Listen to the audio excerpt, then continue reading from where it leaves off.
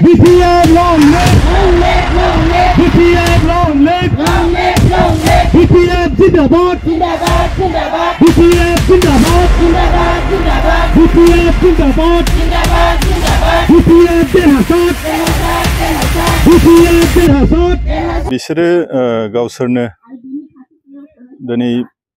Women BPF हिसाबै निसिमानि बिसोरो policy लानानै बेखौ लादों। बेनिफ्राय जोंखौबो लिंहरबाय। दा युथआबो दाखालि बेयावनो लादोंमोन आरो BSUजों युथजों BTC इलेक्शना जिहेतु खाथि जाबाय बेनिखायनो बयबो गावबागाव प्रिपारेसन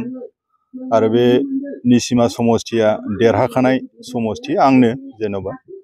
दा मोनसे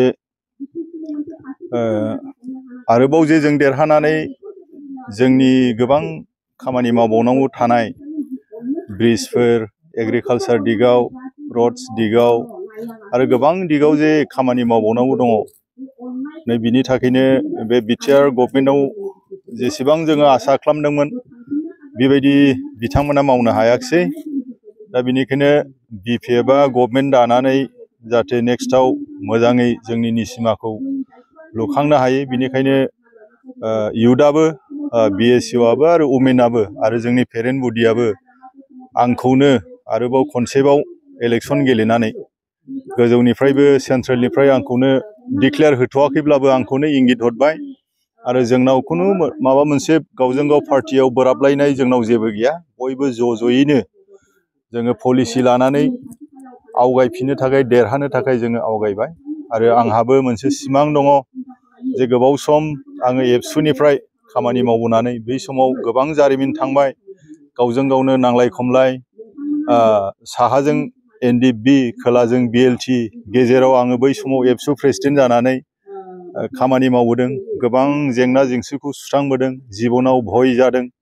दा जोंनि लक्ष्यआनो जाहैबाय दा निसिमाया गोबां बेकवार्ड जागामोन दा BTCनि गेजेरजों जोङो नैबे आइफवालि ब्रिजखौ मोन्दों बेनिफ्राय हरै रौमारिजों हाग्रामा ब्रिजखौ जोङो मोनबाय आरो बेबायदि गोबां खामानि मावबावनांगौ गोबां दिगाव गोबां डिपार्टमेन्टआव गोबां सेक्टराव जोंहा खामानि मावबावनांगौ दंखाय बिथाङा एक्सपिरियेन्स आरो नैबेयाव गभर्नमेन्ट गैयाब्लाबो दिनै गाबथाबाय गुबुन पार्टियाव थाङाखिसै बेखौ जोंनि पाब्लिकफ्रा बयबो मोजां मोनदों आरो थाङै नै BTCनि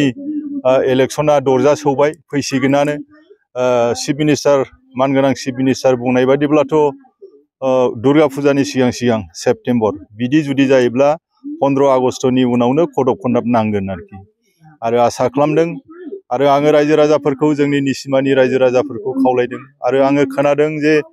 गोबां सोनाबजों सानजाजों जेरैबो गासैबो माने BPFनि मोनसे ढौआ फैबाय जोंबो हाबजेनबाय निसिमायाव खामानि मावजेनबाय चिरां डिस्ट्रिक्टआवबो जोंहा मोजां आंनो आफादगिरिखा जोङो चिरां डिस्ट्रिक्टआवबो 7थायाव जेसेबां हायो एसेबां थांनाय बारावथ' जोङो मोनबा लाबोनो हादोंमोन दा बिदिनो मोनबाखौ इनटेक नङाब्ला बिनि बारा जोङो लाबोनो थाखाय जोङो सेस्था खालामदों बेबायदिखौ नायोब्ला केलकुलेसनखौ नायोब्ला गासै माबाफोरखौ नायोब्ला पाब्लिकनि जिनाखि